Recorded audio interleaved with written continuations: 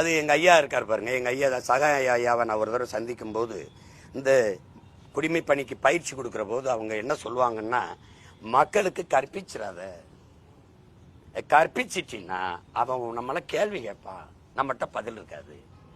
அப்போ உனக்கு மக்களுக்கு இடையில ஒரு தூரம் இருக்கணும்னு படிப்பிப்பாங்களா. அதை எனக்கு சொன்னார், இப்படிதான் கற்பிக்கிறான் அப்படின்னு.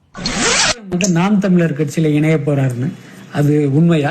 நான் எங்க ஐயாவை போய் கூப்பிட்டேன், 2 தடவை சந்திச்சு கூப்பிட்டேன். அவங்க அந்த நேரத்துல நான் என்ன செய்ய போறேன்னு கேட்டாங்க. நீ என்ன பேசாம என்னை தலைவர் தான் கூப்பிடுவாங்க,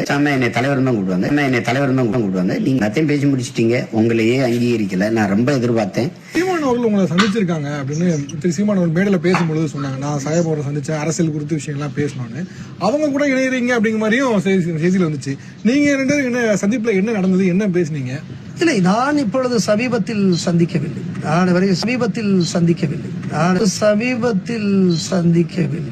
சந்தித்தே ஒரு 4 ஆண்டுகள் இருக்கு.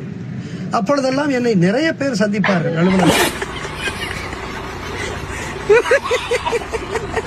சந்திப்பார்கள். ஒரு காலம் நான் அரசியலிலே இணைகின்ற அந்த பேச்சை எல்லாம் நான் எடுத்தது இல்லை. எதுவும் பதில் சொல்லக்கூட முடியாத ஒரு சூழலை அவர்கள் ஏற்படுத்தி விட்டார். சென்சேஷனுக்காக ஒரு பெரிய ஒரு கருத்தாக்கத்தை அவர்கள் உருவாக்கி விட்டார்கள்.